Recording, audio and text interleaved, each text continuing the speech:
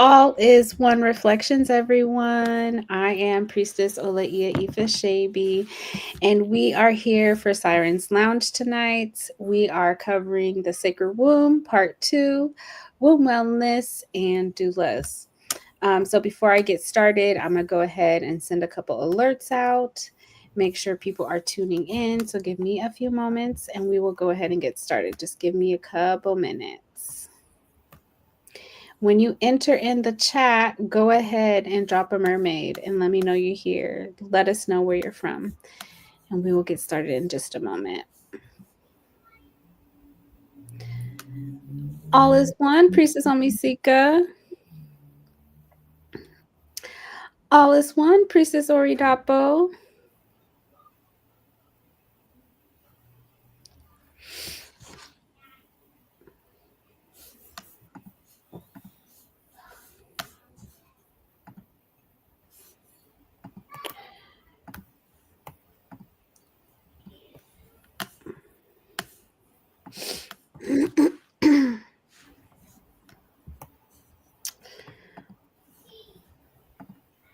Okay, looks like we got a couple folks joining us.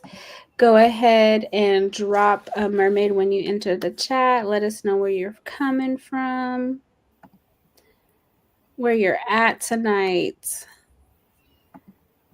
I am in Portland, Oregon. My guest is also here with me. We are here in Portland, Oregon. It was a really beautiful day today. Really beautiful day. I'm going to drop this link one more place and then we can go ahead and get going.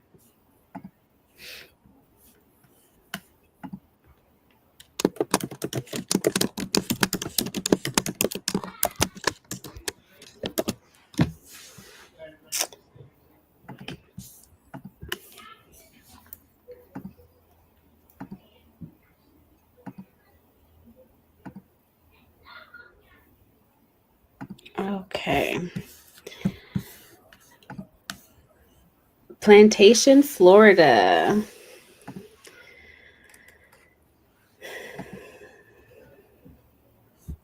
Katiana, Priestess Omisika. She's in Plantation, Florida. Thank you for joining. Okay, so I'm going to go ahead and get started, do the intro. I am Olaia Ifa Shabi. I am an initiated priestess and minister in training with the Orisha Hoodoo Institute. I am the owner of Yemiya's Inclinations, a spiritual offerings boutique specializing in customized spiritual tools. I'm a community priestess by way of career as the executive director and co founder of the Black Community of Portland, a grassroots nonprofit here in Portland, Oregon. And I am everything you need and more. I am your self love plug. This is Siren's Lounge. Welcome. Tonight, we are talking about the sacred womb. We are in part 2 of the sacred womb tonight, and I have a very special guest with me here tonight. Her name is Tierra Salmón. Tierra is a mama of 3 beautiful beings and has a background in organizing and reproductive justice, housing justice, and economic justice in the Portland metropolitan area. She is a doula, a traditional midwife, an herbalist, and a consultant. She has called Portland her home for most of her life and has a deep love for all the beauty the area has to offer. Tierra has a micro farm and enjoys tending the soil near her, organizing for more sustainable systems, and cultivating community care. She enjoys putting her hands in the soil and spending time with our great bodies of water as often as she is able. Me too. Me too. Her philosophy around care work and public health are rooted in recognizing body autonomy and sovereignty, as well as engaging in liberation practices that give space for each individual to act in their own agency, power, and purpose. She believes in crafting her own herbal blends and care work that is relevant to the current culture and climate we are living through so that we can heal, grow, create, and thrive together. Welcome, Tierra. Thank you so much for joining me on Siren's Lounge tonight. I truly, truly appreciate it. I'm so excited for this conversation. please go ahead and share a little bit about yourself. As am I. I'm grateful to be invited here. So thank you.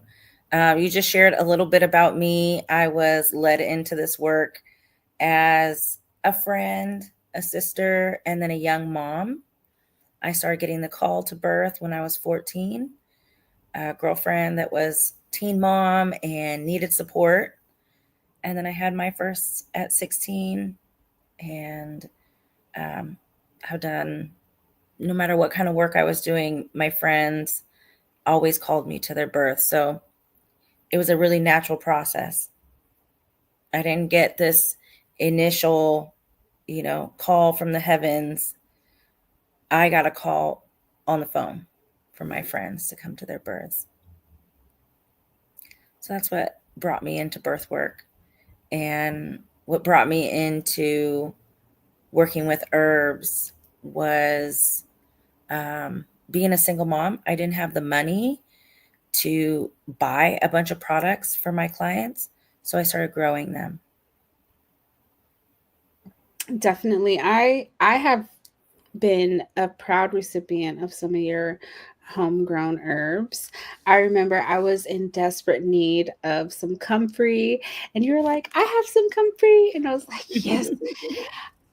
Comfrey, I love comfrey for skin, so I use it in my baths a little bit, and so I was so pleased. And that comfrey, actually, you gave me quite a bit of comfrey, and it lasted me quite a while. Like, Yay. legitimately, it lasted me quite a while. So I definitely vouch for the herbs and plants and food that you grow in your micro garden. I often think of your garden as an urban garden because you're in the city, it's micro, it's conventional, and I just adore your garden. It's really beautiful. Thank you. Thank you. Very welcome. So, oftentimes, thoughts and questions bubble up. I know they do with me. Some we've never voiced, and others maybe we've asked but never received the answers that we needed. And as women, there are conversations that we've been conditioned to avoid, and truths we've been taught to bury, and experiences we've been made to feel ashamed of. And this series and this live show is about breaking the silence. The goal is to create a space where we can have raw, necessary, and liberating conversations that often go unspoken. And our womb space is one of them. I can Mhm. remember being a young girl and not really knowing what was going on with the changes in my body, and they were rapidly happening. So having the conversation, like, on a deeper level than just your period is going to come once a month, this is what you need to do, would have probably really helped me out. And so Siren's Lounge, this womb series, is really the start of that conversation for myself. I will be starting a story time about my womb journey, my womb health journey. And I Mm. just wanted to just say a couple of my key points for wanting to talk about womb wellness, womb health, what our doulas, who are our doulas, who are our traditional birth workers. And also next month, we'll be talking about healing, is just the want for women to talk about things more openly, not be so hush hush about their experiences, what they're going through for embarrassment, because we all are going to go through these things. There's nothing to be embarrassed about, and we're all going to have different experiences. We may not all experience everything exactly the same, but we will have some remnants of the same type of experience, right? So having the Mhm. conversations with like-minded women, or even just women that are older than me, is my favorite. I've always been a fan of having older friends since I was a kid. And I remember being just a young girl, and my one of my older teen girlfriends had a baby at 14. So I've been around babies and for a very long time, and just having a clear understanding of the power of our womb would have just helped me. So my hope for having this series is that having this conversation will open us up to share our stories, seek clarity, empower each other with knowledge and vulnerability and truth. because the importance of listening to our womb that I have learned over the years, it's vital to our well-being. It's vital to our health. If it doesn't feel right, it's not right. And if you're not ever told that, it's just, oh, take this pill and it'll go away, but it never goes away. Like there's just certain things that I've experienced and other women in my life have experienced that this conversation is so very important. Yeah, it really is. And I appreciate you opening it up, because so many of the imbalances or dis-ease in the womb space is from either a condensation or stagnation of energy that needs to be processed. And when we're holding and we're not talking about it and we're not sharing, and we've got all this guilt, or I'm the only one, I'm just dealing with this, I need to deal with it quietly, we're not able to move that energy. Exactly. And when there's no one talking about the energy aspects of our womb space and the ancestral wisdom and the lineage power that comes through our womb space, it makes it very difficult for women to actually understand what it is that they need to be talking about, right? And what they need to be learning, or the questions even that they need to be asking. I will ask the most random off-brand question if I feel like I don't know the answer, because it's a question that popped up in my head. So obviously there has to be an answer or something that can lead me to the right question that I should be asking, right? Yeah. So Yeah. that is a big thing for me. The ancestral connection, just spiritually, energetically, our DNA wise, like it's a lot. And to not have that conversation and to not be able to say, oh, here's a movie you can pop in and it'll explain everything that you need to know, or play this movie with your daughter when she's, coming into womanhood and, her cycle is coming on or something. I haven't found that. And so Yeah. I'm like, all right, well, I know what I need to be doing. I need to be creating these materials, having these conversations, asking some of these questions that I know people want to ask, and then also just reaching out to community to ask some of the questions as well. And so I am so happy to get into some of these community questions that we have, because we got a few questions from the community. I've been asking for weeks. I've been asking folks everywhere: YouTube, Facebook, Snapchat, Instagram, my close friends, my coven sisters, everyone. I've been on them like, you got questions about your womb? Let's talk about it. Let's talk about it. What questions do you have? And so let's get into these questions. I'm going to go ahead and pop the questions up on the screen, because I feel like it can help kind of guide some of our conversation tonight, just to kind of have some of these questions. So this first question that we have is, what are the best herbs, foods, and supplements to support womb health? This is a great question. I think it's a complex question, right? So what are the best? I mean, I think that this question is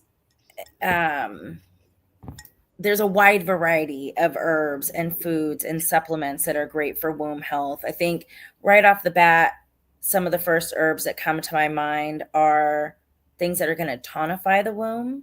So any of your leaves for your berries, blackberry leaves, strawberry leaves. We all know red raspberry leaf tea is good for tonifying the uterus. Motherwort is also great for tonifying the uterus. But then we also want to think about the spleen channel and some things that are great, because the spleen channel regulates blood. And of course, we have this is where a womb cleanses itself monthly, or maybe a little bit longer depending on your cycle length. But really taking good care of the spleen channel means that we're eating dark foods that are rich in, they're going to be rich in antioxidants. They're going to be rich in iron. and they're going to be cooked and easy to digest for the body. Things that are warm, that are well seasoned. Look, our ancestors knew we need well seasoned food, right? Things that are heating, that are warming for the body, is going to help that flow of blood. And the spleen channel directs the body of, like, tells it when to bleed and when to stop bleeding.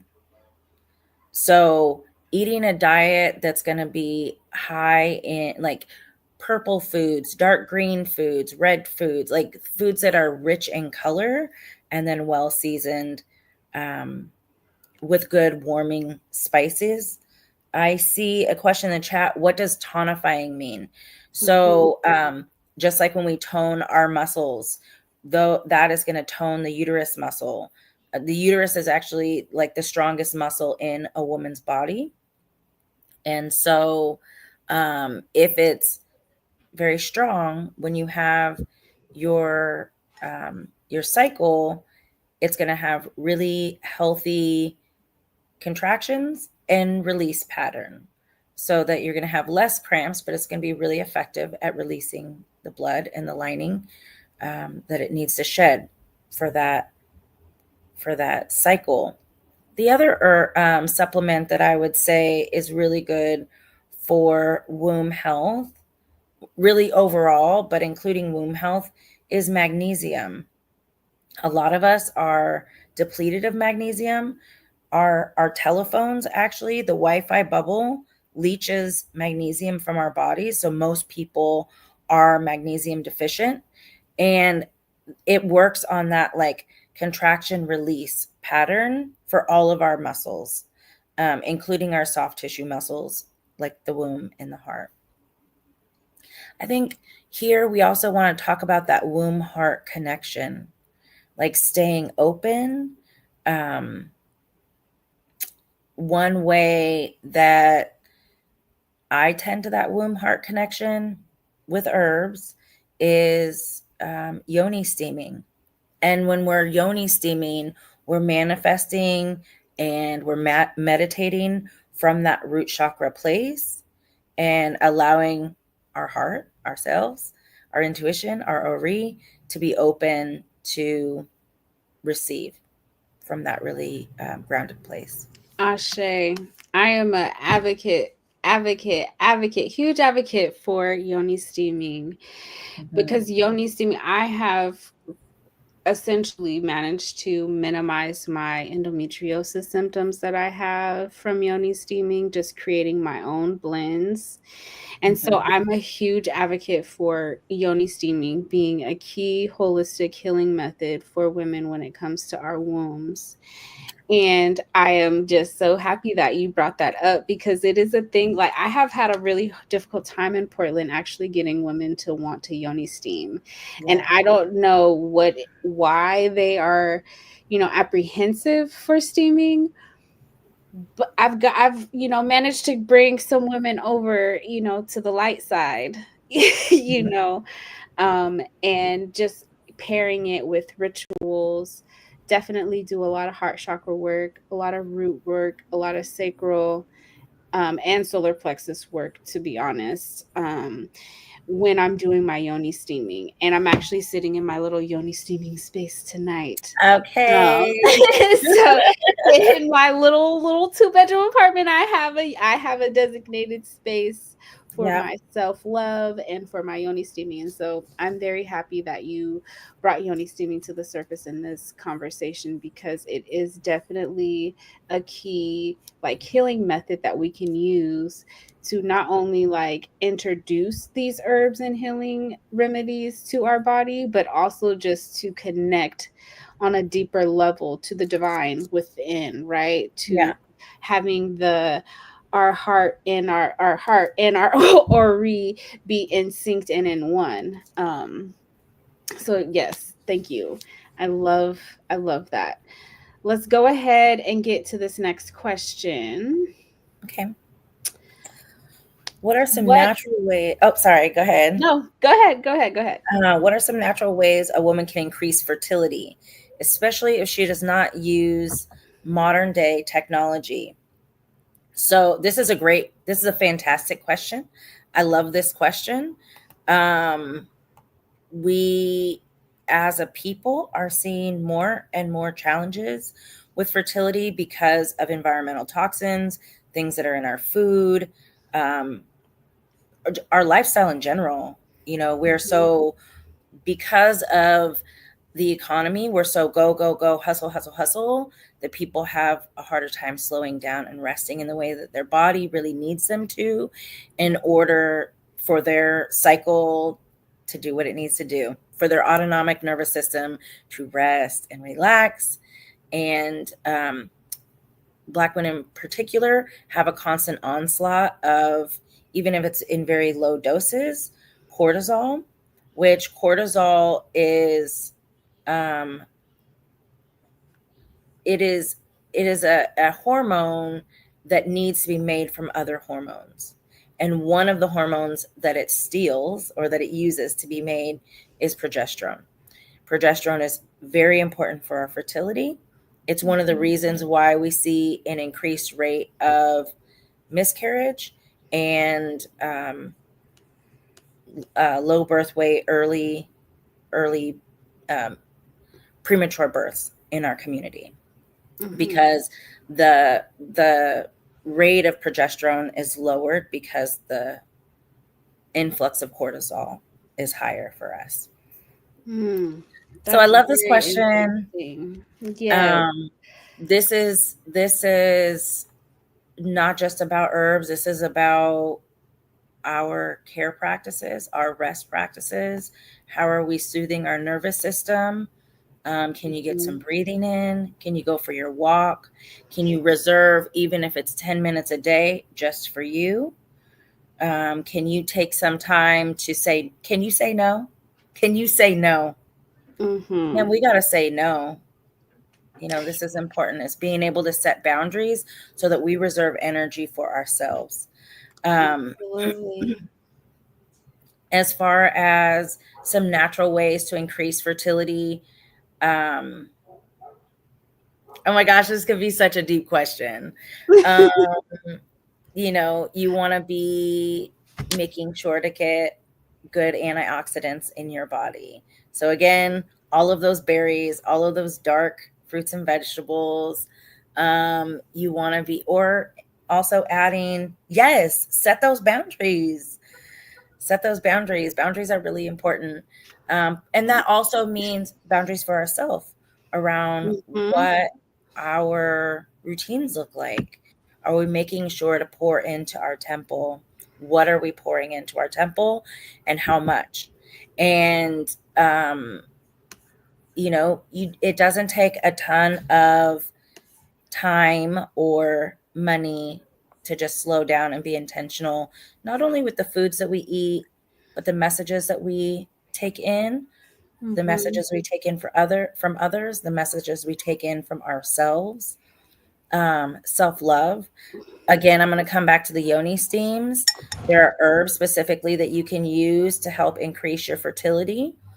When yoni steaming, you can use it at specific times in your cycle to be able to promote healthy egg production, and just prepping the womb for um, ovulation. Yeah, definitely. I actually have a yoni steam client down in California, and I created a have a baby by me yoni steaming and Yeah, that's so cleansing cute. method. And so I have my very first client. She's down in Southern California, and she is like loving her yoni steaming, loving the herbs. At one point, she told me that she just was like, she instantly felt the because when I try to explain to women, when you do yoni steaming, like it's literally going to enhance your essence as a woman. It's going to bring that out a little bit. And so she experienced the enhancement of her essence, and her husband being like, ooh, what is all this energy going on over here, you know? So it was really beautiful to hear and witness. So I'm so excited for her journey. So yes, I definitely am an advocate for yoni steaming, and um, creating custom steams that align with our cycles, Mm-hmm. because no woman is directly exactly the same. Mm-mm. And so I do custom regimens and steam blends for my clients. So I Yep. And I I think do. I really appreciate you sharing that you do custom blends. I think that in this day and age, there are a lot of people who might advertise like, these all of this steam or this tea blend is going to make you fertile, but it really depends on the person, what they're experiencing, what their constitution is like, what they need to increase their Mhm, fertility. They might be estrogen dominant, or they might have higher testosterone levels, or they might not be ovulating, they might be mhm, inovulatory. So figuring out what the root cause is for the imbalance. mhm, Um, I also strongly recommend getting in, um, like you can work with herbs, but you can also add in like inositol is great for our blood sugar regulation and egg quality, as well as NAC and CoQ10 can improve your egg quality. mhm. Yeah, Um, yeah. that's beautiful. That's beautiful. I went to Morocco last year, and while we were in Isarera, we were introduced to a herbalist there, and she was so she was just so wonderful. She invited me to come back and study under her. So maybe someday I will go back to Morocco and study under this herbalist. And she is actually like really well known for helping women who cannot conceive. So I was able to pick up a couple of her steaming blends that she has, and she had in that, you know.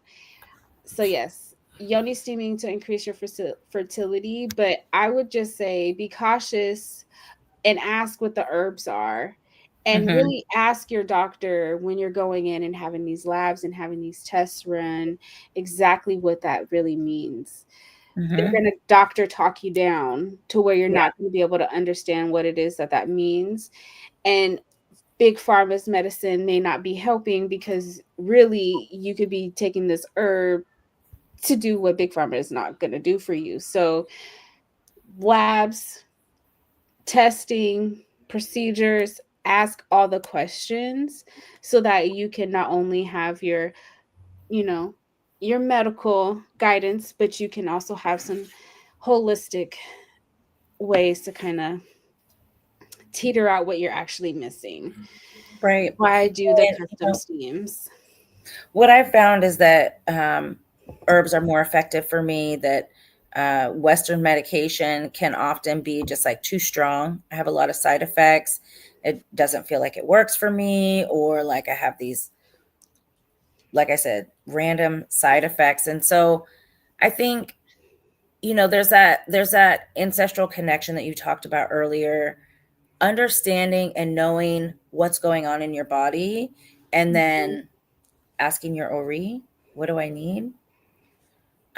Sitting in womb steams to ask that womb space, what are the messages you have for me? The body knows. We are carrying our grandmother's blood and bones in our DNA, and they know. They know. mhm, We know. That means we know. It's in us. mhm.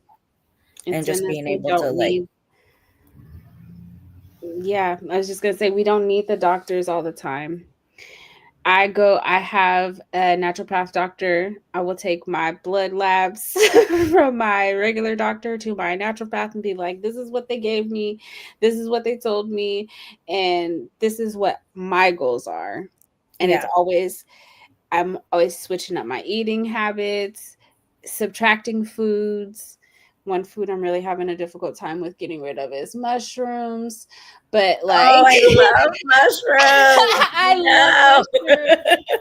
I love mushrooms, but I have endometriosis, so there are some things, some foods that even though they're really good for us, for my condition, I need to not have certain fungi foods, right? So mushrooms is one, so I don't eat them too often, but every now and again I will get me some mushrooms and deep fry them bad boys. Um, so definitely, there are lots of natural ways to increase your fertility with herbs. You can drink tea with these special herbs as well. Most herbs that we are using or introducing for yoni steaming, you can also drink. It just really depends. Certain quantities of certain herbs, I would say, the measurements will matter. Yeah. But for the most part, all herbs are, I won't say all herbs, but majority of the herbs that we're using are ingestible. Yeah. And when you talk about the measurements, yeah, is it palatable? So just make sure that it's palatable for you. Mm-hmm. Definitely. Let's get to the next question. Okay. So, this question, is there a network of Black midwives and doulas that can be found across the country? Before we get into this question, let's just have a little conversation and a little dialogue about Black midwives and doulas. I would like to just know what the exact difference are between the two. Because I have been on this womb healing journey for myself for quite a while, and I have not birthed any children yet. But first, I wanted to be a doula, maybe 8 years ago. I wanted to be a doula so bad because it's just it is, I love children and all the things. I did end up going that way for various reasons, but let's just have a little quick conversation about midwives or traditional birth workers, and then doulas, and what the difference are, and then we can get to this question. Okay, I'm going to try to make this as quick as possible, and I want to start out with midwifery in the United States. So, or maybe I'll start from before then. Is in all of our villages, tribes, clans, we lived communally. We had our aunties and our cousins and our sisters, and they would act as our doulas. They would act as our supports. They might act as our midwives as well. And here in this nation, in the United States, okay, I see this question. What are your thoughts on pap smears? And I'm going to come back to this right after I answer this question. In this country, when colonization was starting, the colonizers did not believe that midwives was an important, they looked at it as a very lowly profession. So instead of bringing their esteemed midwives from their own countries, they stole African midwives and they brought them here and enslaved them. And those were the midwives that caught the white babies, the black babies, whoever's babies. They were catching the babies here for a very long time. It wasn't until white male obstetricians started studying surgery and obstetrics that then they did a smear campaign against Black midwives, because the Black midwives were getting so much more business than them, because that's who everybody had been birthing with for so long. Despite the fact that they didn't wash their hands and people were getting sick from them, they did this whole smear campaign to make it to where people would not go see Black midwives. Then they made it to where you had to be registered by these white nurses. Our Black grand elder midwives, they took their tools, they took their herbs. They said, you can have this little bag with these little supplies. And so that was the birth of certified nurse midwives. The history in this country is that we had traditional midwives. Our history in the motherland is that we had traditional midwives, that there was a apprenticeship model that passed down the knowledge of, say, normal physiological birth, and then knowing when someone has deviated from normal physiological birth. We sit on our hands. We sit on our hands until there is a problem, until you've come outside of your norm. Whereas the hospital or, obstetricians are always looking for pathology. They're always looking for something to be wrong and to fix it. They introduce these interventions, and that's why the United States has the highest infant maternal mortality rate of any industrialized nation, but it is much higher in our community because of racism. Now, I want to go back to talking about the relationship between doula and midwife. So, again, a symptom of colonization is that we do not live in villages or tribes or in our clans any longer.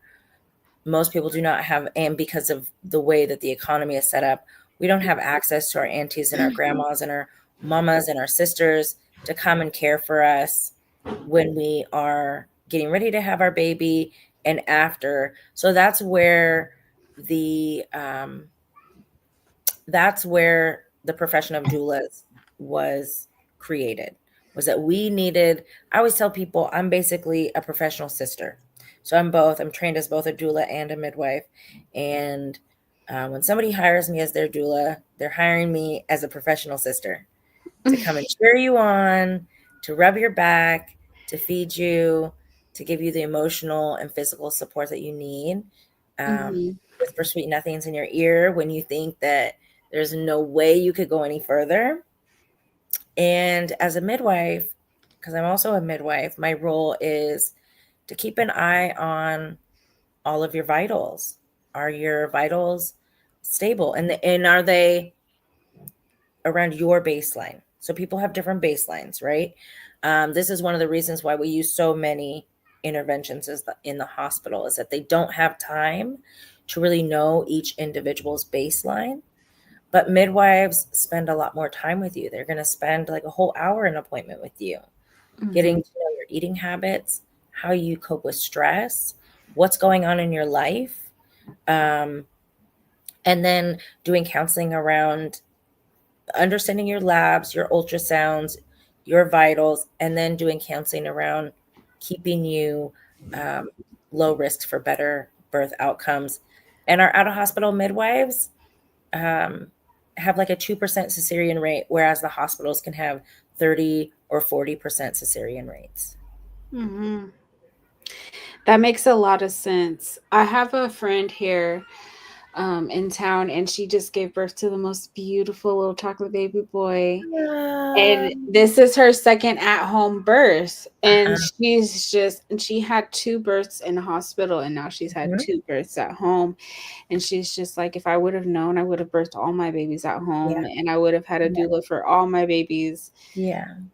And she said it just makes a world of a difference because that care is there and the nurturing that you need while you're preparing to bring a soul through your portal and after, So I really admire doulas and birth workers because the birth death rates for black women and our babies is just, it's too high.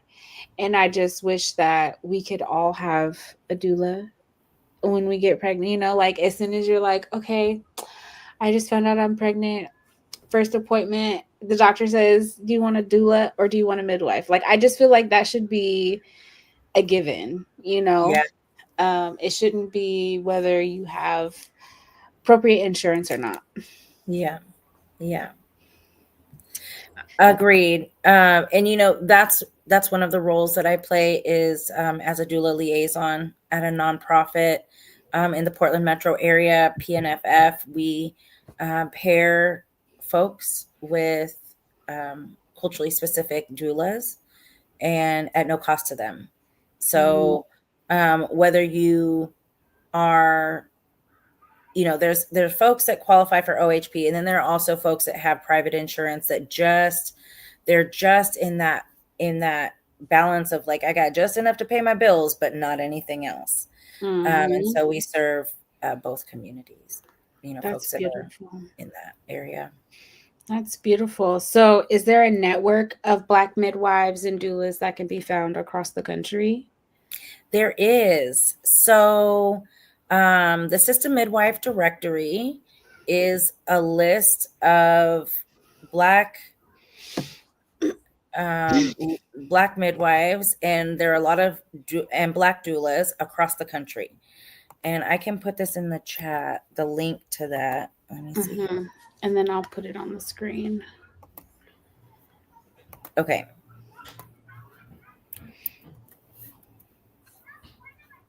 And so when you go to the directory, you can, there's going to be in the middle of the page, there's going to be, what do I need? And you're going to say a midwife, a wellness practitioner, womb fertility support. You could say a doula, and then you put in your city and state, or state, and then you search, and it's going to pull up everybody who's in your region.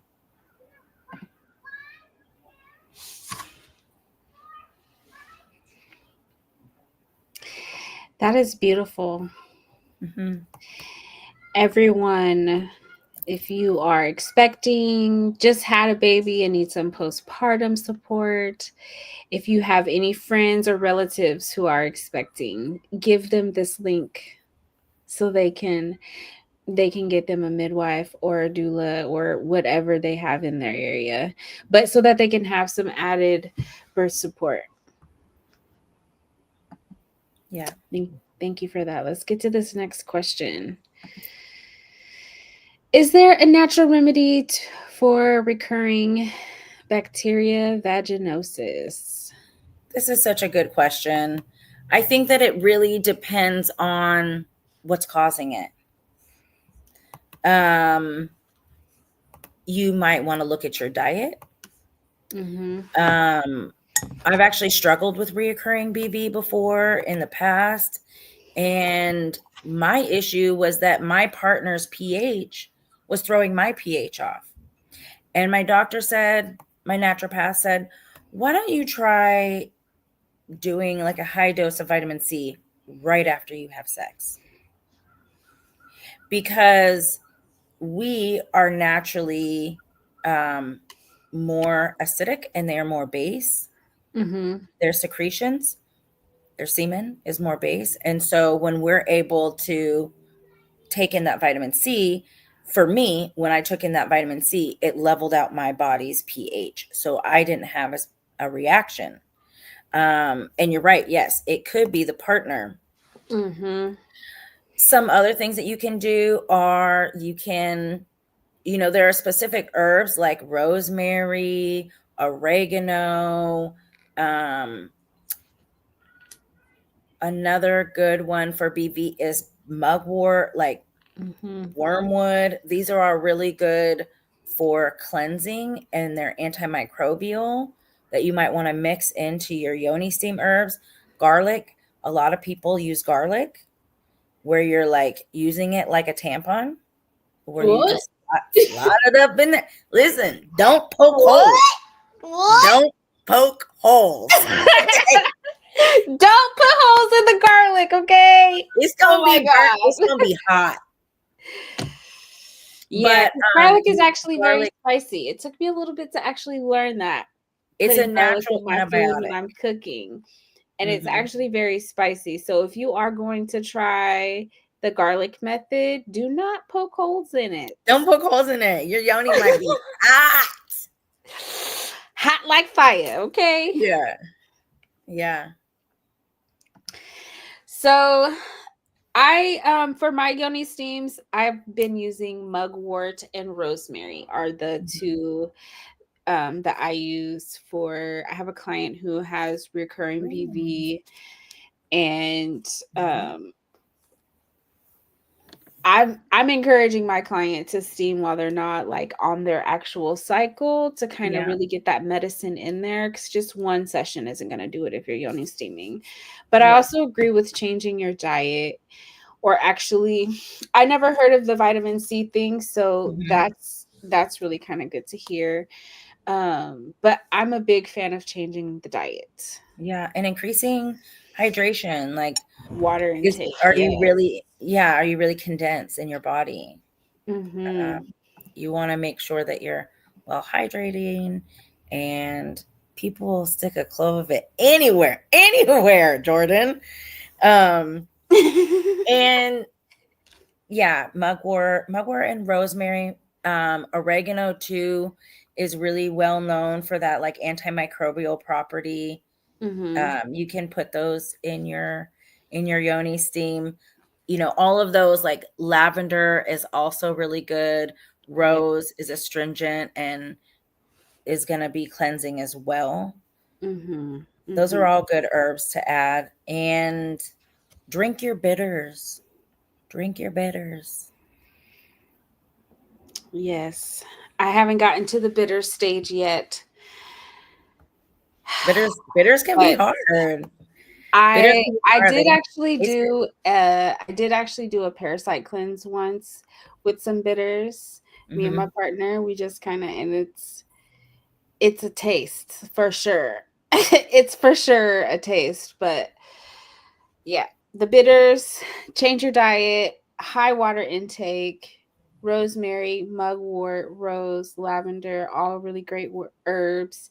If you have questions, definitely hit me up. Custom regimen, custom blends right here for you. We're going to get to this next question. Mhm. What wellness tips do you have for a mom who has just given birth and needs postpartum support? Well, I think the first thing is to ask your community. It is great to have a doula, and there are a lot of resources for doulas, but talk to your community. Those are the people that are going to be with you long term, especially if you have older kids. Sometimes I recommend, like, hey, can somebody just like every Thursday pick up this other child, spend some time with them, so that I have a moment with this baby, so that I have a moment to rest or whatever it is. Check in around food. If during pregnancy you can make a plan for folks to come in over and feed you for at least the first couple of weeks, I really recommend folks. I recommend in the bed, on the bed, and near the bed regimen. So I recommend be in the bed for 2 weeks. That means your boobs are out, you're working on breastfeeding, you're resting, you're getting complete and total pelvic floor rest.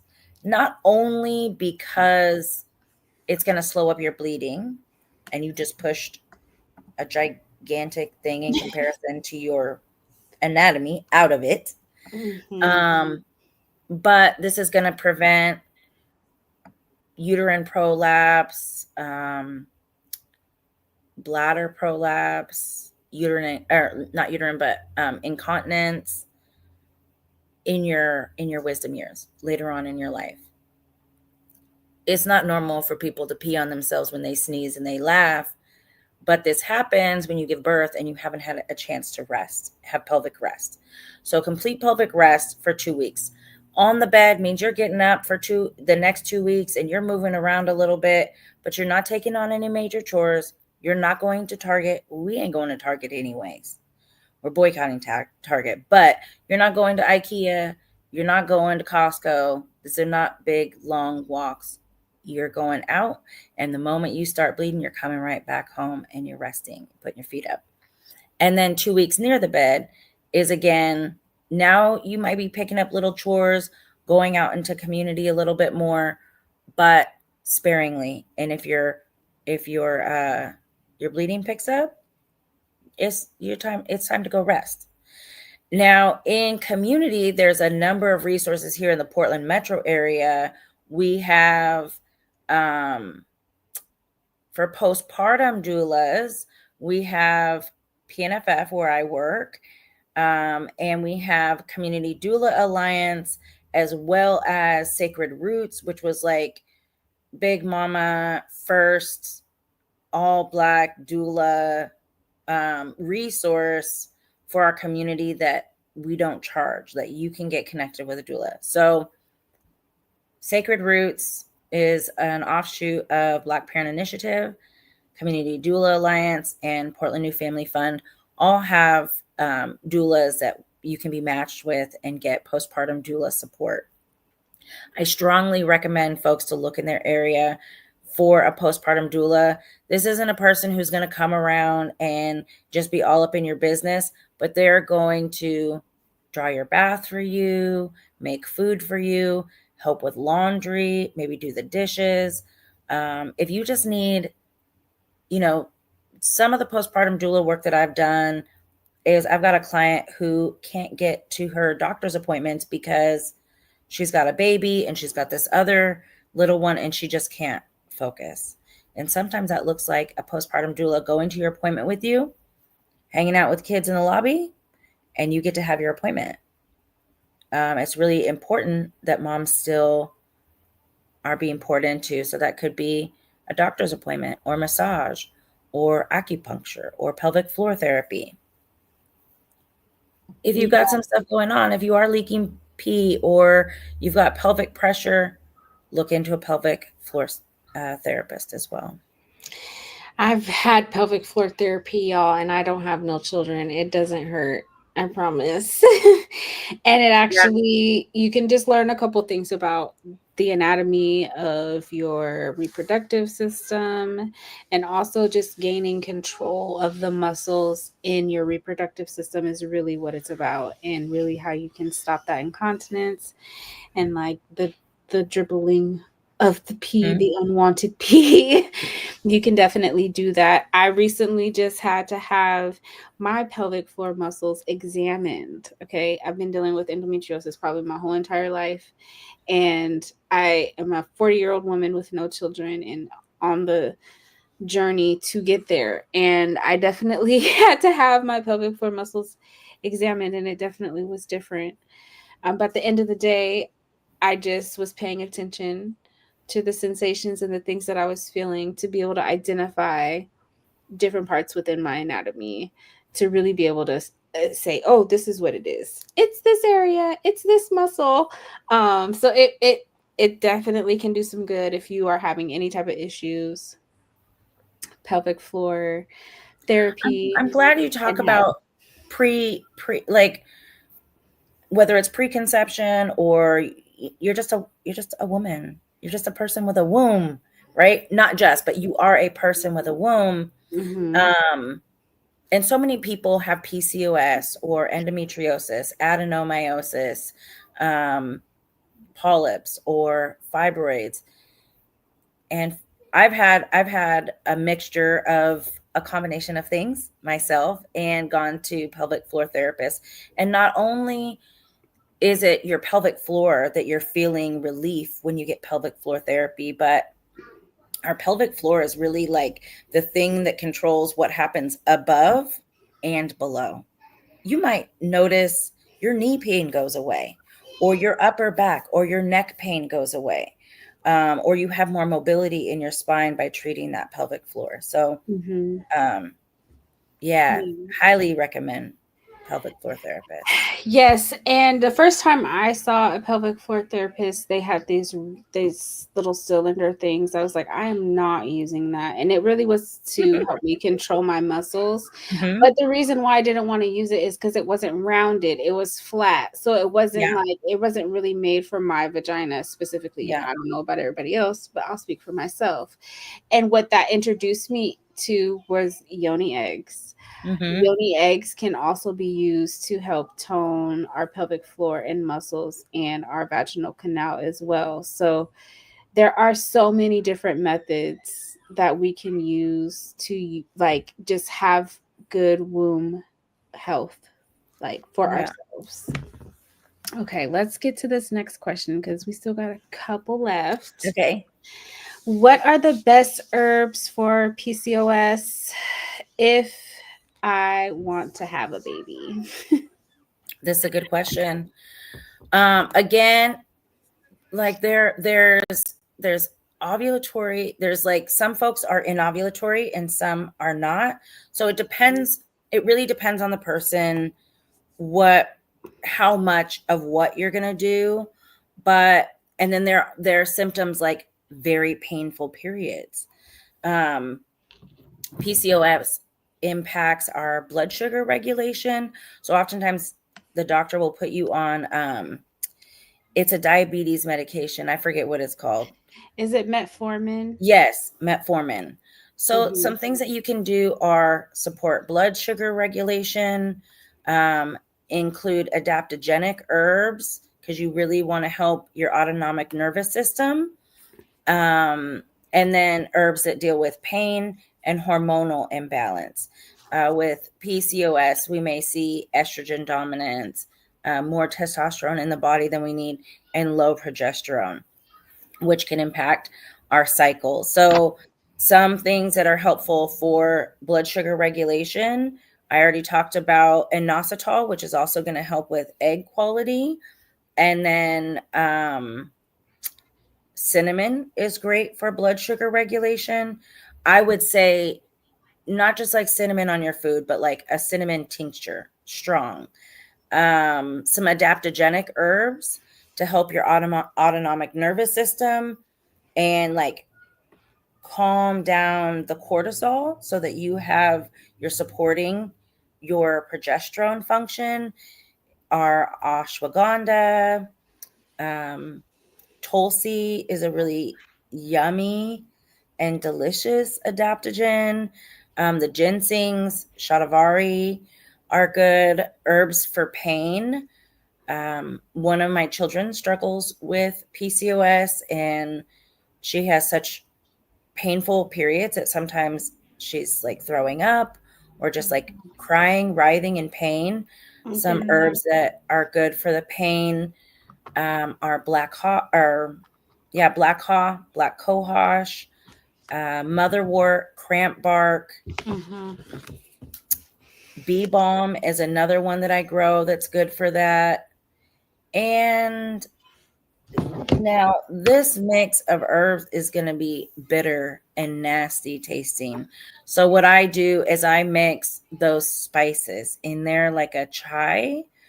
So I'm going to add lots of ginger and turmeric and cinnamon and hibiscus and cloves. Hibiscus is not like a spicy one, but it's good for tonifying the womb as well.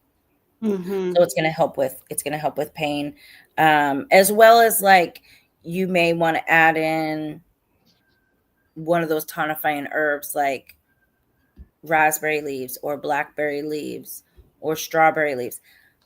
I think that you could add all of them or one of them, combination, and like be led by your own wisdom. You'll know which one is the right one for you. Guarantee you do a Ori cleanse before you get to mixing and Mhm. mastering these herbs, you'll be set. Yeah. And those warming herbs are not only going to make it more palatable, and then I mix in a little honey and a little bit of oat milk or whatever kind of milk you want to mix in. It's going to taste better for you, so it's more palatable, but those warming herbs, those warming spices are going to be soothing to your womb. It's almost like, you know how when you put a heating pad over your womb when you're having your period, it's like an internal heating pad. It's warming Mm. that space to soothe it. And then you want to think about your hormonal balance. So again, mugwort is a good one here. Chaste tree berry, or some people call it vitex, is a good one. Lady's mantle is going to help with hormone balance as well. And then, I talked a little bit about turmeric a little bit ago as a spice, but it's also anti-inflammatory. The system can be very inflamed Spearmint is good for cooling as well. Yeah. I love spearmint in my bath. Mm. I'm able to take baths now after my little procedure I had a couple weeks ago. So now I'm like, yes, back to my Yeah. baths. It is definitely all of the herbs that you've mentioned. I'm just like, yep, I know, yep, yep, yep. Mhm. And I always just try when I'm because I said I do custom yoni steams and bath teas and things like that, and so I always just try and also when I'm making my yoni steams, I'm making sure that the herbs are balanced in elements as well. Yeah. So bringing in some of that heat, but also bringing in some water a lot of times Mhm. for added lubrication and to increase our want to drink the water, right? Yeah. Um, so I really am loving this conversation. Let's go to the next question because we could stay on each question We could. for an hour at minimum Mhm. each. So let's keep going. Oh, what are some Mhm. techniques or ways sexual trauma can be healed with womb work? This is a good question because our sexual trauma is going to impact our cycle. It can impact our fertility, can impact our relationship to our fertility, can come up in birth, pain, can have more pain in our pelvis. I just want to honor that 1 in 4 women have experienced sexual trauma, and our community experiences it more, our Mm-hmm. women. We have the murdered and missing Indigenous women, and we see that through Native American women, but we are also Indigenous women that are often our disappearances are invisibilized. Mm-hmm. So I just take a quick moment to honor these women.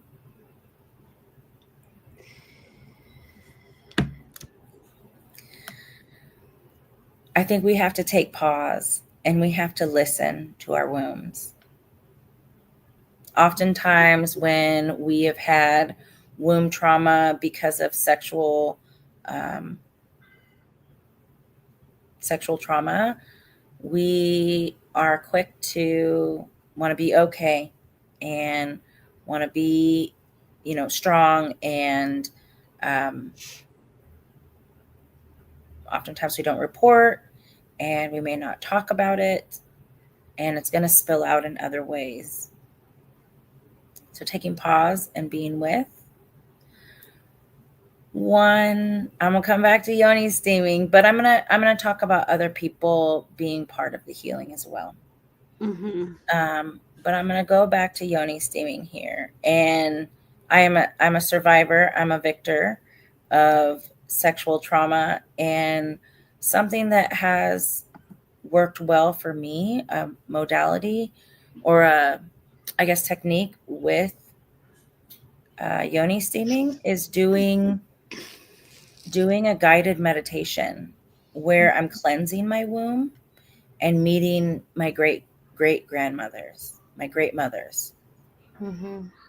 And the meditation looks like starting out my steam, visualizing that I'm walking really to the center of the earth through the portal of my womb. And in the center of the earth, I find my great mothers, my great grandmothers, my great great grandmothers. Maybe I know their names, maybe I don't. Whoever decides to show up for me that day. And I ask them the wisdom they have for me and the tools that they have for me to bless and cleanse my womb. Mm-hmm. And sometimes that looks like bergamot oil or frankincense or rose. Um, and I sit in conversation and in meditation, and then I visualize walking deeper into my womb space.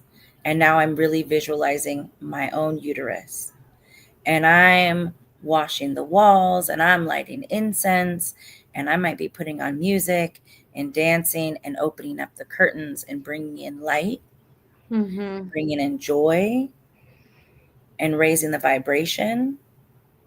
And so that's a practice that I do for myself that I love, and it feels really powerful when I'm doing my yoni steams.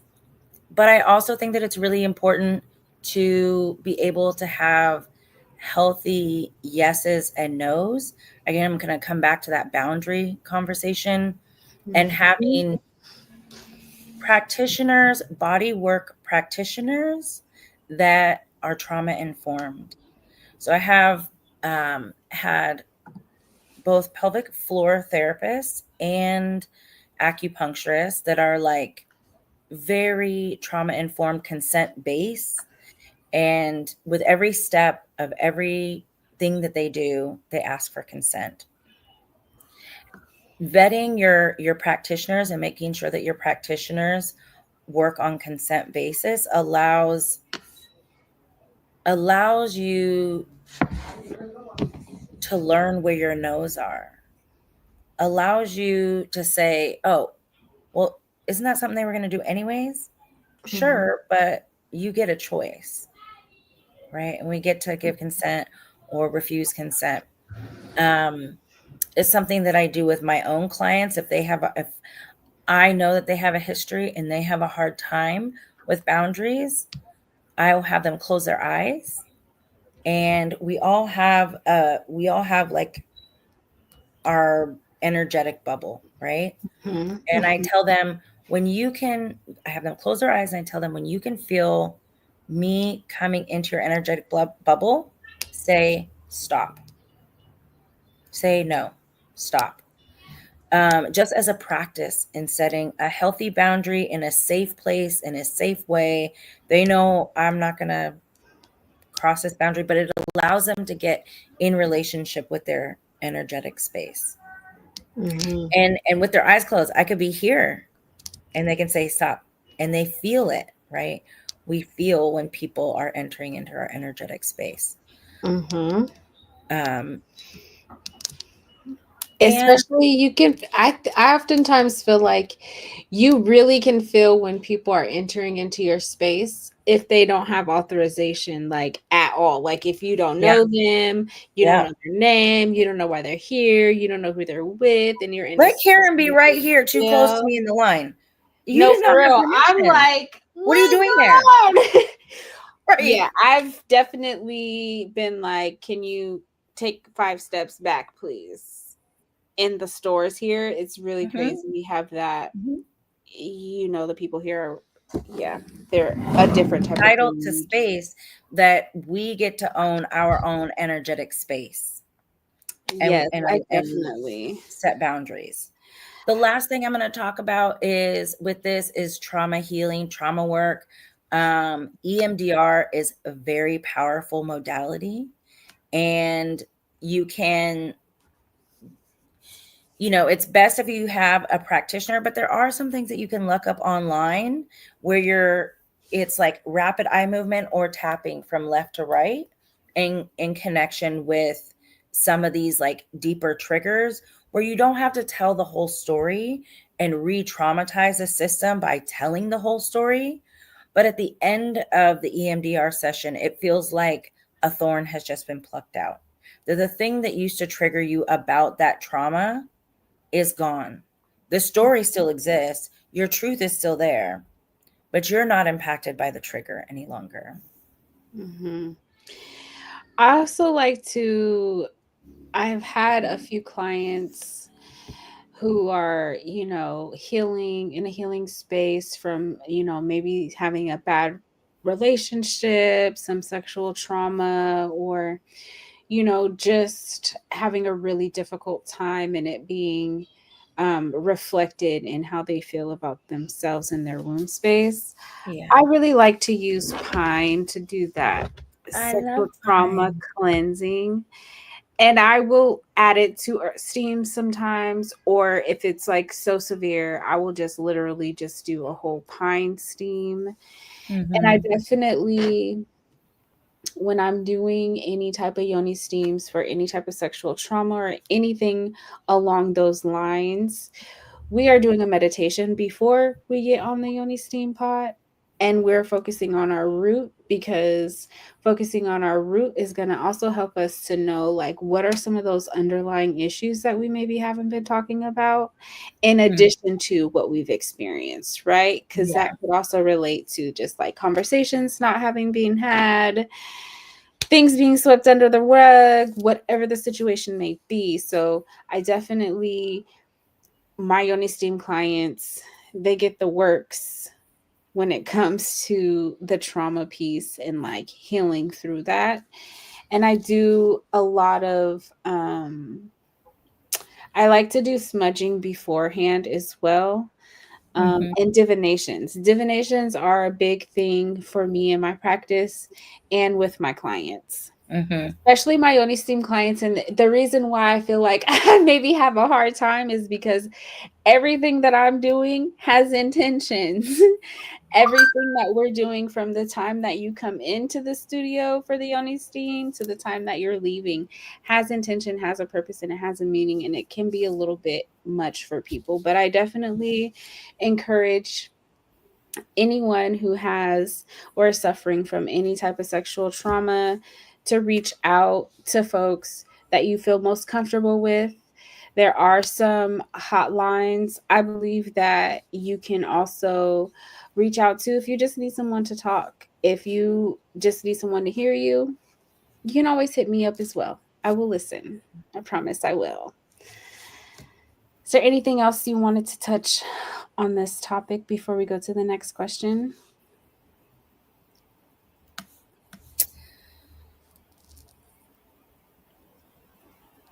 Um, I mean, a book just came to mind for me that I wanted to share. Is I could see the title. I mean, I could see the book. It's called Pussy Prayer. Mm-hmm. Mm-hmm. And it's about being getting in relationship with our womb. Mm-hmm. Pussy Prayers is a really good one. Mhm. I've flipped through and read through Pussy Prayers umpteen times. And some of them Pussy Prayers has gotten me through Right. some situations and uncomfortable moments with myself. So Yeah. definitely, I also have a series. I did a Pussy Power series. I'm going to be dropping it soon. I went through and we just talked about pussy control. We talked about kung fu grip. We talked about wet. And we just talked about all the things that we need to talk about. We talked about sex, sacred energy exchange. So if you're wanting to have a little bit more insight, or just, listen to some more Black women talking about ourselves and, our personal pleasures, definitely hit me up and be on the lookout for that series coming out. It is done. I'm almost done editing. It's going to Okay. be done very soon. I'll keep an eye out. Um, yeah, so let's get to this next question. I think this might be our last one. Yeah. Might have one more. How do you introduce the womb to your daughter? Yeah, that's a good question. I just normalize anatomy from beginning, from the time they're really young. And so I have three daughters, 26, 21, and 13. And okay, I failed with the first one. I did fail with the first one. I told her when she started her period, she started younger than I thought she would. And I told her she'd get pregnant if she kissed a boy. Oh no. Y'all don't No. judge me. I was a young mom, but I learned my lesson. It's And okay. It's okay. It's okay. It's okay. I think sometimes I my goddaughter, okay, and this, she chose me to be her godmom, okay, and she just had her first boyfriend. So I get it, because I'm yeah, like, Hold Wait, on. Wait a minute. what's going on? What's happening? Valentine's Day Right. was coming, and I was like, you make sure you tell that little boy that we celebrate Valentine's Day and Black Love Day. Like, I have to just figure out the ways to say the different things. And Have I the just feel like conversations. this conversation coming up was really beautiful because it's like my goddaughter, she comes to me and we have conversations. We have our little godmom, goddaughter dates and do the things. And I'm very, very just forthcoming with information, the questions that she asked. Mhm. So when this question came to me, like, how do you introduce your womb to your daughter?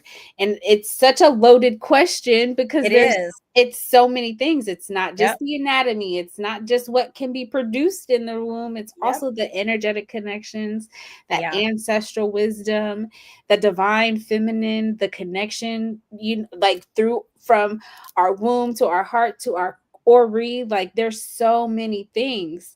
And I've been thinking about this question, like how would I Yeah. introduce the womb to my Well, some daughter? of it is starting before that conversation. You know, my daughter, my first, we did have some conversations about womb health, right? Your cotton underwear, right? What you're wearing, what you're eating, to keep up good, healthy pH for your yoni. But she started her period so young, I wasn't ready for that. So then I realized I got to be thinking about how I'm going to have this conversation in age appropriate ways because I thought she was going to be older. And our daughters are having, sometimes they have their period very young. So thinking about how you're going to have these age appropriate conversations. By the time I had my second, she was around when I gave birth to my third. She was 7.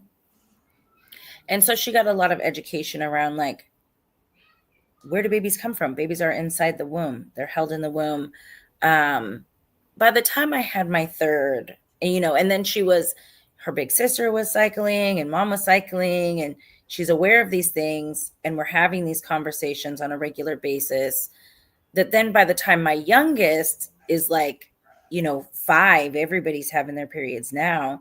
And she's like, when am I going to get boobs and bleed? Geez, this is a cool thing. I want to be introduced. When my 21-year-old was right around the age of menarche, we did a red tent ceremony for her. And it's sort of like this coming of age ceremony where we talked about the blood being sacred and ancestral knowledge and wisdom that is carried in the womb, and that it's such a strong portal for manifestation and creation. So then we also did like vision boards during that time and emphasized journaling and staying in relationship with self, that we prioritize self before these boys that are out here that may want to like impact our energetic flow. And how we keep our power. So That's beautiful. yeah, that's how. And then we talk about like natural family planning, not necessarily that my kids are planning to give birth, but like understanding and tracking the cycle and knowing what phase they're in and when something is off. And my kids, even from a very young age, will be like, oh, my cycle is 30 days, it's long this month, something's wrong. And then now they know to be mindful of what was different in my routine this month, what's going on for me. And that also keys me in as a mother of like, oh, are you dealing with some more stress than I realized you were dealing with? What's going on? That's really beautiful. I remember the first year I got my cycle. My whole world changed. Like a whole bunch of things. A lot of my medical stuff started happening right when my Mhm. cycle came. So Yeah. for me, it was like it was hell. I didn't want it. I didn't want to be a woman. I don't want to bleed. I don't want none of this shit. Like it was horrific when I was 13, 14. I had my first surgery at 14. Like Mhm. having those conversations at a really young age, I think is beneficial so that, like you said, they know their cycle, they know how to track their cycle. So when it's long or it's short, they know that something is wrong. Yeah. I almost died at 14 bleeding 2 months, having a whole tumor the size of a preemie baby and not knowing any better, Yeah. just not knowing. So this conversation is so vital in understanding how we explain the womb, at what stage do we talk about the different levels of our womb. I think is so beautiful for us to be having this conversation and kind of figuring it out, and to see you with 3 beautiful young ladies that you've like, okay, whatever, maybe you didn't get the first one exactly Did how you not get get the that one right. second, I did but get pads with wings, and I did get chocolate. Okay, because I didn't want her to leak. But that conversation, I fumbled that whole thing. I just think it's very beautiful. And I love when I hear moms talking about how their conversations with their daughters are very open and that their daughters will come to them with any and all questions. I think is very, very vital and very important for us to remember that we are bringing up the next generation.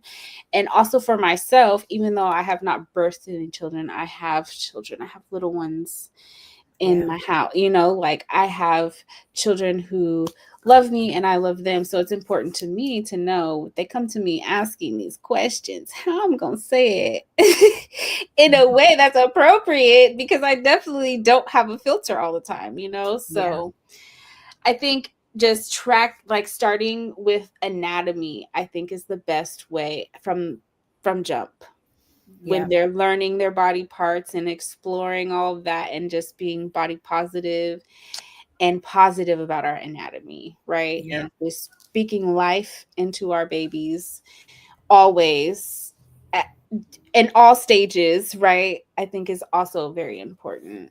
Did you want to add anything before we get Well, started? I'm just having this memory. I'm just having this memory of one of my daughters being very, very young, and she peed on herself. She had an accident. And that was one of the first conversations where I said, it's okay. Girls have accidents.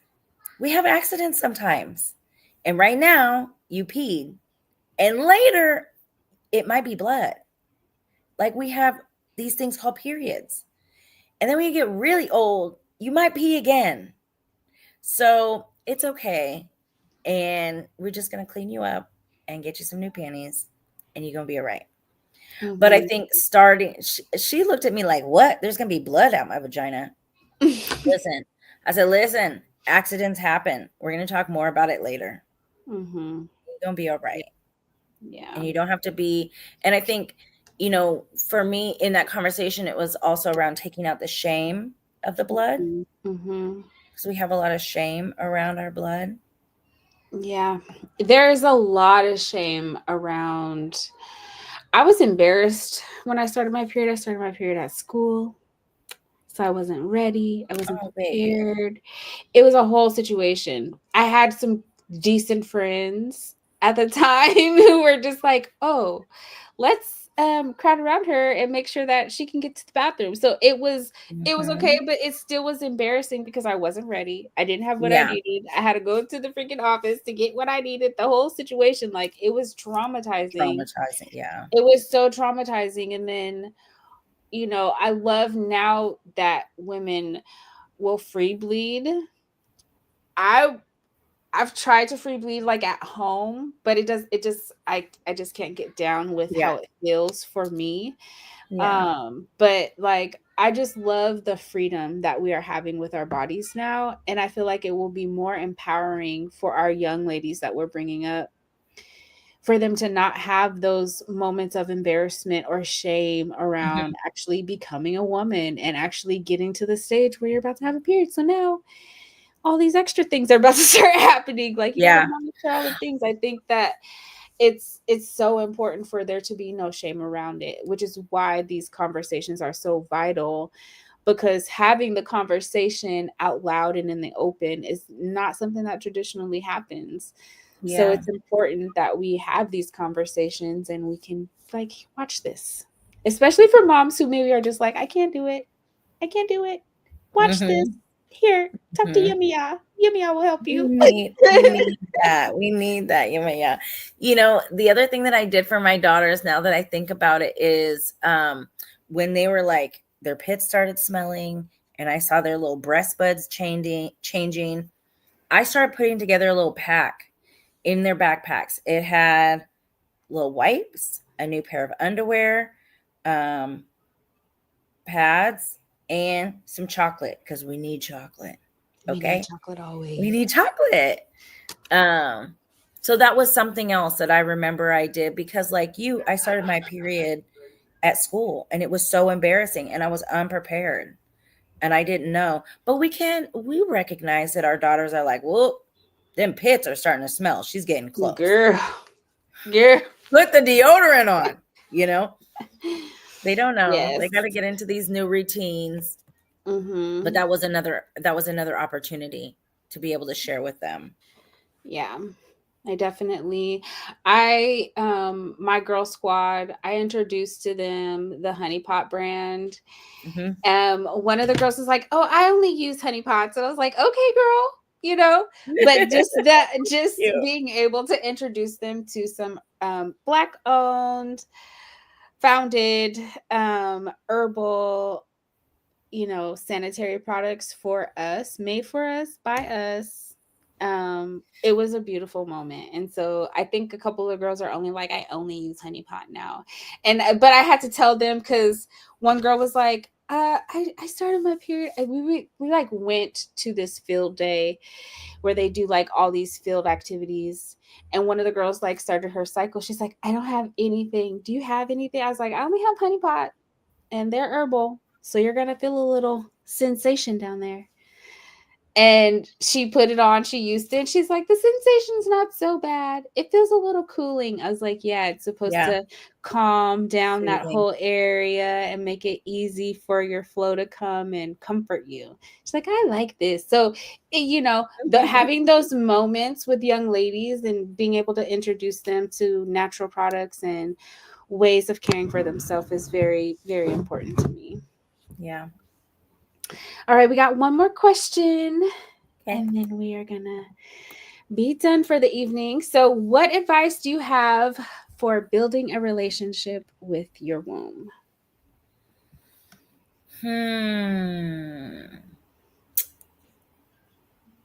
I hate to harp on yoni steam so much. But there's also just like, when you can be mindful throughout the day, get in touch with your pelvic floor, do some Kegels. What do you feel? What do you feel? Does anything come to you? Does a message come to you? Does a thought come to you? Does a feeling come to you? And you don't have to judge it, just being with it. I think just bringing our attention to our pelvic floor, it really is important. Our pelvic floor is so important for just the way that our spine operates, the way that our hips, legs, feet, all of that operate. And so just getting in touch with what's going on in my womb right now. We are so taught in the society to be disconnected that, I think it was the Puritans that colonized us. Like our ancestors danced and moved their pelvis all of the time. We're in relationship with their pelvis all of the time. And we're very cut off in this society from being in a relationship with our womb. So drawing your attention, your yoni steams, journal, read that book, Pussy Prayer. Yes. I will. So for me, my womb journey really, really began when I first read Sacred Woman. Waking up at 4 a.m. and doing those fire breaths woke my womb up. It woke the divine feminine in me up for real. The fire breaths. Those of us who are in Orisha Hoodoo Institute have taken the fire certification, then you know what I'm talking about. These fire breaths. The fire breaths for me was the first wake up of like the divine feminine within my womb. I was reading Sacred Woman, was trying to do Shalanda Minifee's Sacred Woman Circle. This is so many years ago, but like several years ago. doing Sacred Circle here in Portland with some of the women, because I had already been trying to do Sacred Woman by myself. And Mhm. the way that Sacred Woman really works and is beneficial is if you're doing it with a group of women. Yeah. And so the fire breaths, I suggest, if you have not read Sacred Woman, read Sacred Woman. You can find a Sacred Woman group. Queen Afua doesn't directly, she's no longer directly officiating new Sacred Women. You have to come in under someone under Queen Afua now. But Yeah. I still suggest Sacred Woman um, books and mentorship training program, as well as the fire certification with Black Spectrum Network and Orisha Hoodoo Institute. The fire breaths for me not only like jump started the electricity in my heart and my lungs, right? But it also just woke the divine feminine up for me.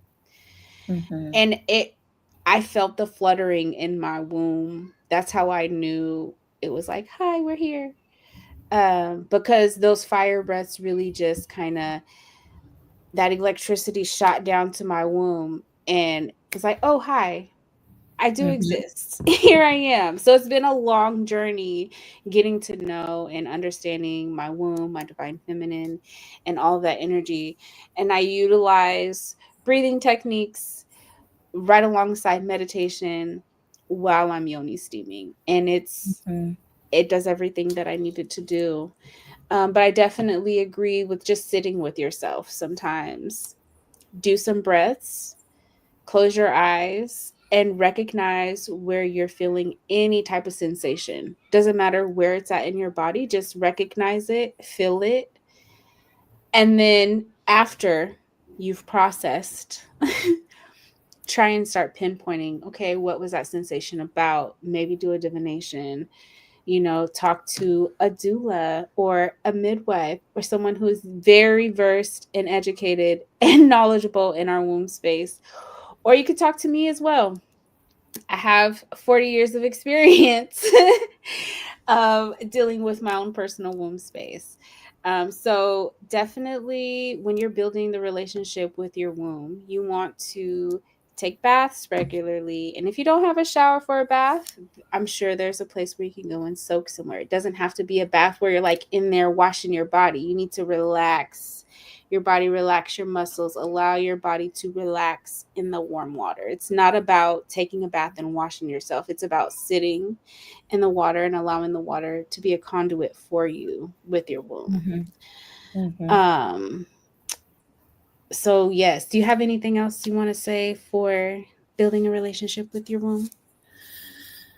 I really love that you brought up the sacred woman and baths, and it reminds me of a ceremony that I hold that I was gifted from my grandmother. She's Afro-Panamanian in Central and South America.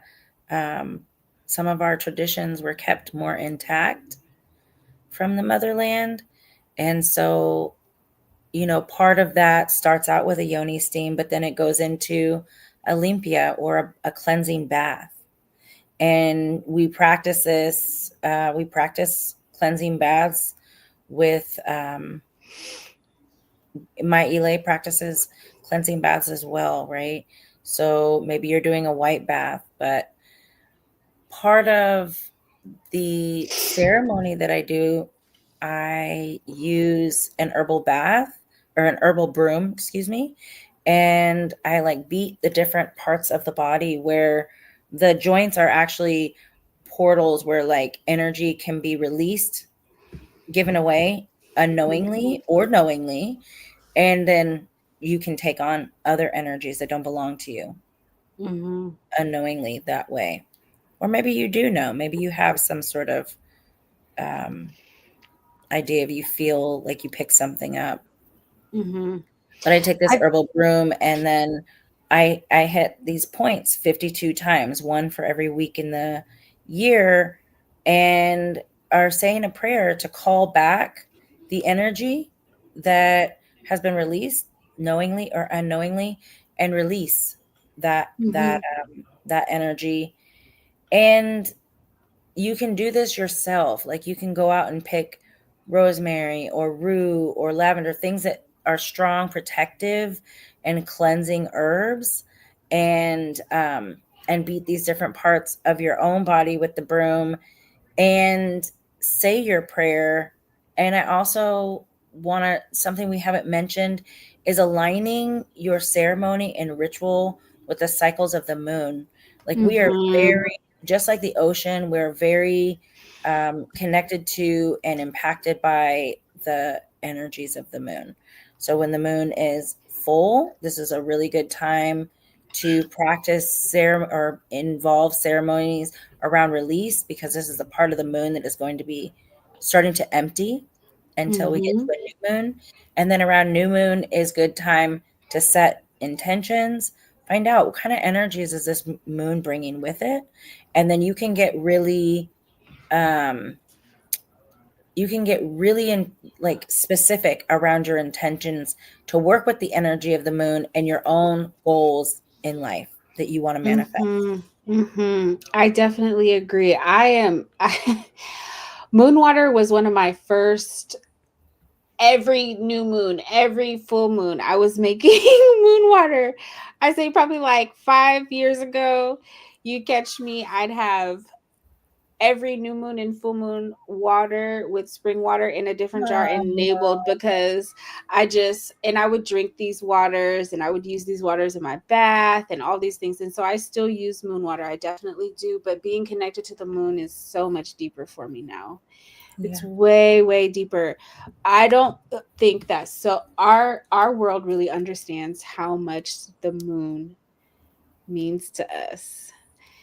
Our cycles are definitely connected to the moon.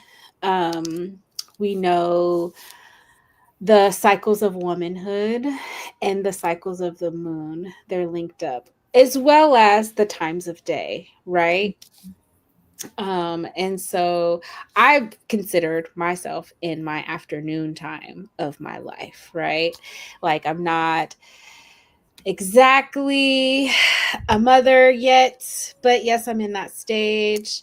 The afternoon time is sometimes when the moon is out during the daytime, it's kind of like high, Yeah.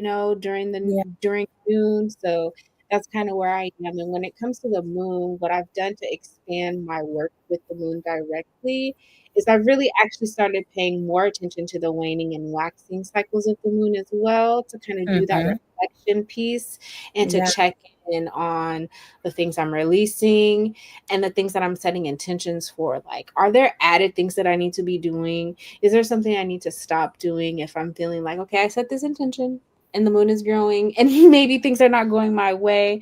During that time phase, I'm actually using the moon to do that reflection piece to get in better alignment if I'm not already there. And it speaks volumes for me. There was a comment maybe last year. I wish people would pay more attention to the other cycles of the moon instead of the full moon and the new moon, because there's so many people who do new moon and full moon rituals. And I was Yeah. just kind of like, first I was thrown off a little bit because we don't do business together like that, but we definitely do the same type of business. So of course, if we're in alignment with what our businesses are doing, we're probably going to all be having the same type of like events and things, but with Right. different things. But it did actually just make me think more. So for in the last year, I've just started picking up my practice with waning and waxing in Hmm. addition to full moon and new moon, right? Because those phases of the moon matter as well. As Yeah. the moon is growing, so is your intention, so are the things that you're manifesting. And so while the moon is growing from new moon, is the time when you need to be putting forth all your actions to get your manifestation to come to fruition. Yeah. Something that I Especially feel. if you're focusing on, like, you want to work through, agreed, you are already a mother. Ashe, Ashe, Mhm. I am. Hola, Ia. And something is like if you're working on doing multiple steams towards releasing something or calling in your fertility, that might impact, am I working with the waning moon or am I working with the waxing moon when I'm doing these ceremonies? It definitely does. It's very the moon controls a lot of what happens in our world. So not only our bodies, our moon, our cycles, but also the water, like you said. And Mhm. water is our bodies are majority water, our world is majority water, and the moon literally controls the current and the Yeah. waves of the water. So we need to be paying attention to these things um, in coordination spiritually and physically with our bodies, not leaving anything out to be missed. Mhm. I thank you so very much for joining me today. I've Good had luck a with this. very wonderful time having this conversation with you today. The womb is very sacred to me. I feel like in the past, I say like 15 years is really when I really had to start figuring out my connection with my womb and figuring out what was going on with my body. And having a connection with my womb has brought me to where I am today. It has brought my essence full force in a lot of ways. And I really encourage everyone to learn about their sacred womb and to tap into their ancestral wisdom. Before I get off, I just wanted to say really quickly, if you have not joined our app, the Risha Hoodoo Institute app, please do so. Yesterday, we just did a free whole spring ritual, and we have Beautiful. monthly free rituals in there. The app does cost $22, obviously, but that's $22 with so much free information and resources, connection, and women all over this world. Quite frankly, we have sisters who are in the United Kingdom, in the islands, all Wow. over the United States in this space, all with their own knowledge, wisdom, and understanding. And we invite you to come and join us. We have not Morocco. We went to Morocco last year. This year, we're going to Ghana in September. If you want to come and join us in Ghana, go join the app. That's where you're going to find all of the information and all of the resources that you need. You definitely want to be a part of this app. We are doing some real things over here, very live, very pointed, okay? Like we're not this is not for the weak. This is for the strong and the serious. Okay. If you want that information, but you want to take your time, join in the app. If you're looking for some free mentorship, if you want someone to come in and show you the basics, you want someone to tell you what ritual protocol is, explain the 4 directions to you and why they matter. If you want any of these things, come in and join us. The link is here. I will drop it in the chat as well. Join.learnarishahoodoo.com. This link will take you to the app. From there, you can join the app. And then from there, you can find free mentorship and all the things. I know Priestess Omisika has a mentorship coming up in April. Priestess Oshun Kamibi Ifakemi has free mentorship and a paid mentorship, which I think her paid mentorship is a 6-month mentorship, maybe. So you might have to wait to the next one for that one. But free mentorship is ongoing. Myself and a few other priestesses will be dropping some mentorships later this year. So get in this app. You want to sit at the feet of elders? Come sit at my Ia's feet. She is going to give it to you just how you need it and exactly how it's meant to be said. I am Priestess Olaia Ifashabi. And as I always say, test these waters if you want to. Peace. Peace.